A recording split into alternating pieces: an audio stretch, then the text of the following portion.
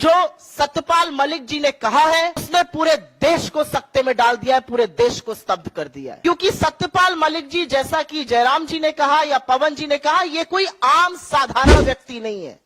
ये जम्मू कश्मीर के 2019 के गवर्नर, राज्यपाल थे जब ये हमला हुआ। ये गोवा के राज्यपाल रहे, ये मेघालय के राज्यपाल रहे, बिहार के राज्यपाल रहे, और इनकी काफी निकटता, ये विश्वास पात्र थे प्रधानमंत्री का। फर्स्ट नेम टर्म पर इन लोगों की बातें होती हैं और ये वो बात कह रहे हैं, इस बात की पुष्टि ये कर रहे हैं। मैं आपसे दरख्वास्त करती हूं कि एक बार 2019 14 फरवरी को याद करिए। 3:15 बजे ये हमला हुआ, खबर आई। लखनऊ में प्रियंका गांधी जी की पहली प्रेस कॉन्फ्रेंस थी, वो प्रभारी उत्तर प्रदेश ईस्ट बनकर गई थी, उन्होंने अपनी प्रेस कॉन्फ्रेंस कैंसिल करी। राहुल गांधी जी का एक भोज था G20 राजनयिकों के साथ, उन्होंने वो कैंसिल किया। लेकिन आपको पता है कि हमले के 2 घंटे बाद भी अमित शाह जी ने रैली करी और प्रधानमंत्री मोदी कॉर्बेट नेशनल पार्क में बेयर ग्रिल्स के साथ मैन वर्सेस वाइल्ड शूट कर रहे थे। और ये शूट रुका नहीं, ये शूट शाम को लगभग 7 बजे तक चलता रहा, जिसके बाद सत्यपाल मलिक जी का यह कहना है कि उन्होंने सत्यपाल मलिक जी को फोन किया और पूछा क्या हुआ, और जब गवर्नर ने असलियत से उनको वाकिफ कराया कि यह हमारी लापरवाही के चलते, ये हमारी नाकामी है, एक गवर्नर को कहा गया तुम चुप रहो।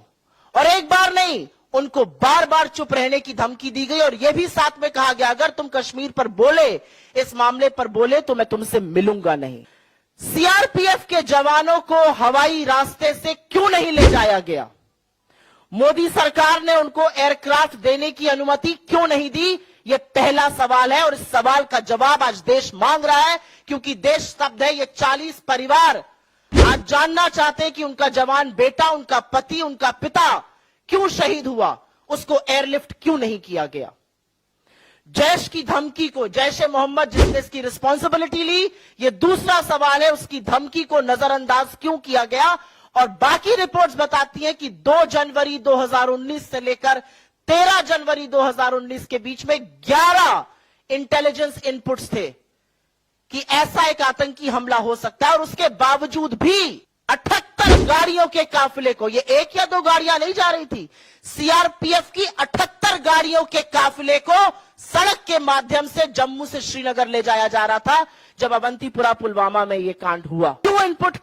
क्यों इंटेलिजेंस इनपुट्स को और क्यों जैश की धमकी को नजरअंदाज किया गया? तीसरा और बहुत बड़ा सवाल, और यह सवाल सब लोग पूछते हैं, 300 किलो आरडीएक्स से भरा एक गाड़ी टक्कर मारती है एक बस को और वहां पे स्वाहा हो जाता है सब। 300 किलो आरडीएक्स बॉर्डर एरिया में आई कैसे? और जो गाड़ी उसको लेकर आई वो एक आर्टीरियल रोड से मेन रोड तक कैसे आने दी गई? पूरा सैनिटाइजेशन होता है रोड का। और आज ये सवाल है कि क्या हमारे सैनिकों की जान इतनी सस्ती है कि वहां पर कोई बंदोबस्त नहीं किया गया था? यह तीसरा बड़ा सवाल है। और उसी से एक सवाल जुड़ा भी है, पुलवामा की जांच का क्या हो रहा है? 4 साल बीत गए पुलवामा को, 2019 14 फरवरी को हुआ था, हम 15 अप्रैल 2023 में बात कर रहे हैं। इस जांच का क्या हुआ? कब पता चलेगा आरडीएक्स, कब पता चलेगा रोड सैनिटाइजेशन के बारे में? चौथा और बहुत महत्वपूर्ण सवाल, सत्यपाल मलिक जी ने अपने इंटरव्यू में साफ तौर से कहा है कि उन्होंने प्रधानमंत्री को बताया कि गृह मंत्रालय ने रिजेक्ट किया था, उनको चुप रहने को कहा गया, तुम चुप रहो।